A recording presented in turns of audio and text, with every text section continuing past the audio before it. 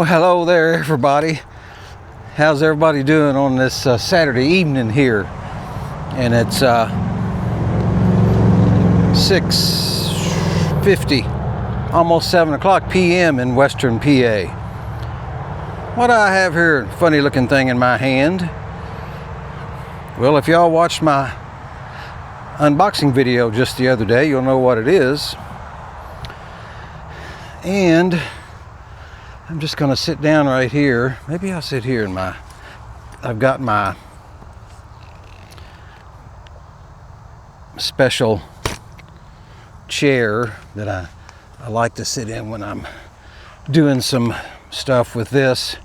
But right now we're just going to explain a little bit. I finally got the Cygnus Tech diffuser on here, and I've been out with it, well, around here in the gardens several times, and still learning, and it is really working out okay. I have a few images that I think turned out pretty good, and I can only get better. I hope I can only get better. I don't think I can get much worse. But this macro photography, it isn't as easy as you might think. I mean, I have a really good lens. It's a 100mm f2.8L Canon RF lens, and my Canon R5 with a battery grip. It's a pretty heavy setup, and I don't know if I do any future. Well, what I would like to do is continue with the macro, but somehow rig up a lighter system, because this is heavy. I can't really do a lot of well, I can do, but I can't stay at it very long, hour or maybe or so, and then I'll have to rest. But right now I thought I would just go ahead and let y'all watch. I've got the Pocket 3 set up here, and I'm going to put my little wrist strap on, and maybe just it's really a neat little thing. I mean, yeah, it was expensive, but I couldn't find anything that fit what I want to do. I'm sure there's all kinds of homemade things you can make, and I'm not saying that you can't do macro, especially insect. That's what I'm kind of focusing on with this. This is why I got this, for insect. Macro photography, like a close-up of a flower or something, you might not need such a setup as this, or such a diffuser, or a diffuser. You might not need a diffuser at all. But for insect photography, it's recommended to use a diffuser, and I've come to find out, with the short time I've had this and the insects I've been shooting, compared to when I didn't have the diffuser, there's a big difference in quality of the image. Forgive the background noise. I hope it's not too loud for you, and I'm hoping the Pocket 3 will keep an eye on me while I try to find a bug and take a few images. So turn the flash on and turn the camera on, and I've got the Godox flash here. I said in my other video which one it is, but it's for a Canon, and I've got it on manual of a power of 1/32 is the power, which is low. And my camera, I have a custom button. I figured out a custom setting for it to leave it on. I have it set up at f8, and the shutter speed, I don't know why it was so high, about 1/200 for the flash, because I've got the flash on, the camera's on high speed shutter, and so the flash needs to be at 1/200. There's a couple of things you have to keep in mind when you're setting up a system like this. I don't want to confuse anyone by trying to explain what all the settings are. I'll have to write them down maybe, and then let you guys know what they are. But you have to have it set up, and I went through a little ordeal when I first put the diffuser on. I mean the flash on, and then the diffuser. I had some settings I had to change in the camera and on the flash. So, yep, the flash is flashing, and I'm going to look around for a bug. Usually there's all kinds of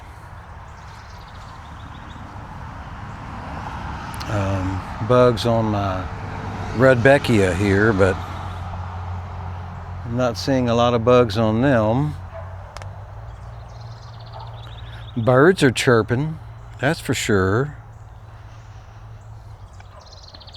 And the other day, yesterday I think it was, I went out and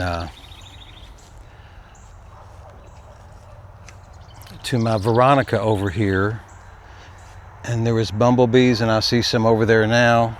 Well, there's bumblebees here, not bumblebees, honeybees on it. And but trying to get them, it's a challenge, because they fly away, and then when the minute I get this close to them, it's even worse. They don't want nothing to do with this thing. So I have to try to get on a hoverfly. And they stay pretty still. But the Veronica seems to be always full of a lot of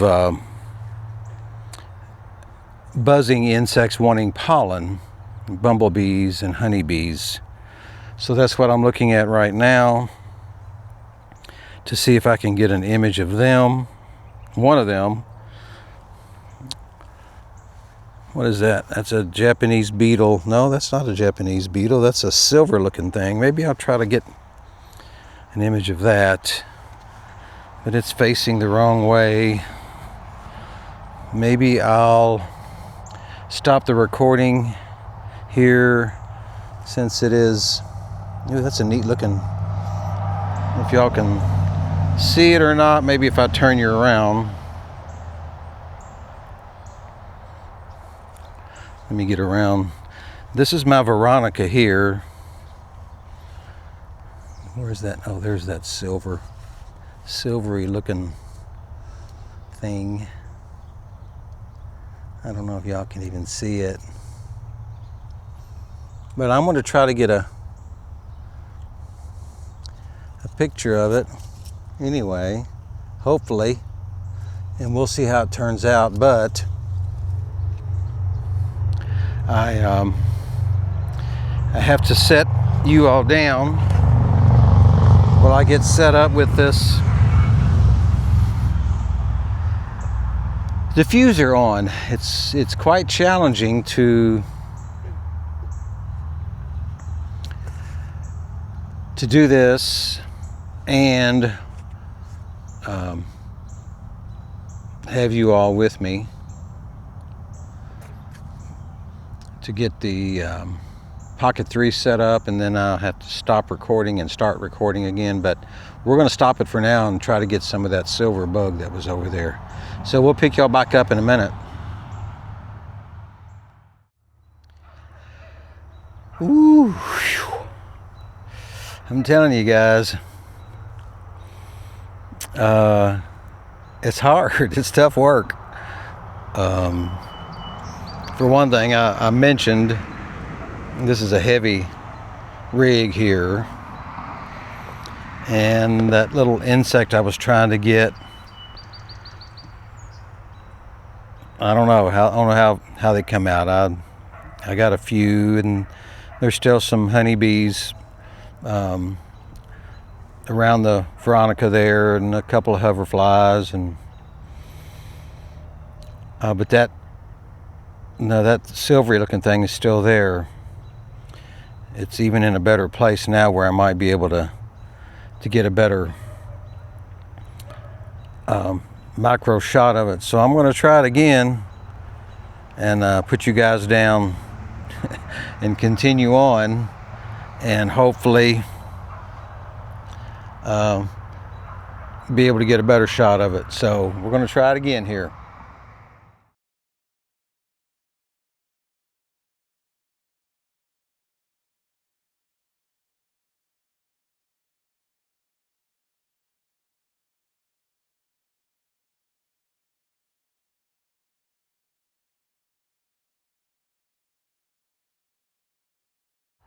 Okay, there's a dragonfly, and I don't know if I can zoom in it or not. Y'all might be able to see it right there.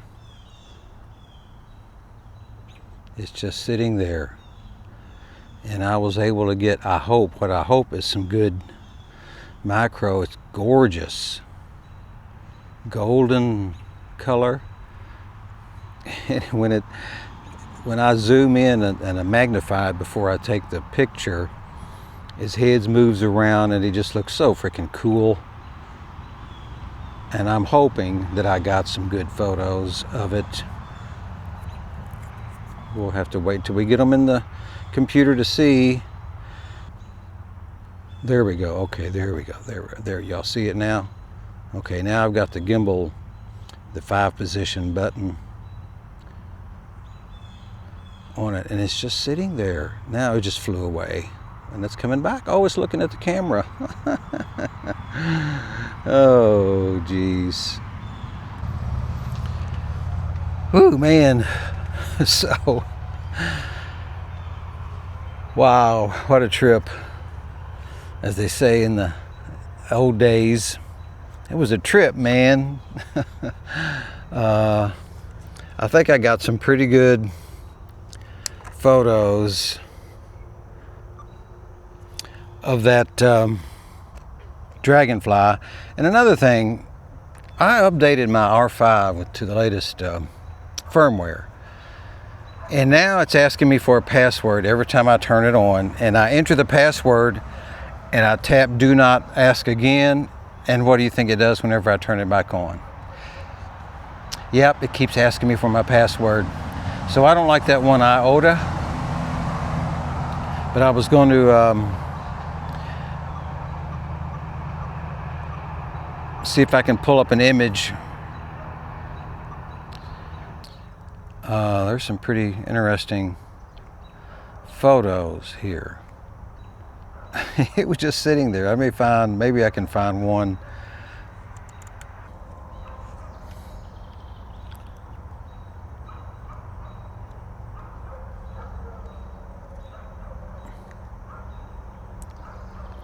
You can see a little bit of it. It is so freaking cool.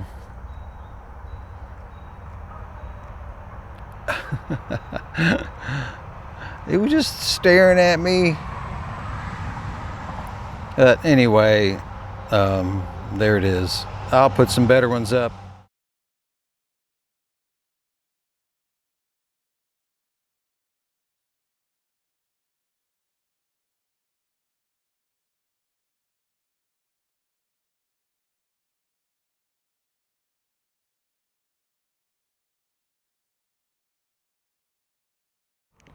Doing this macro photography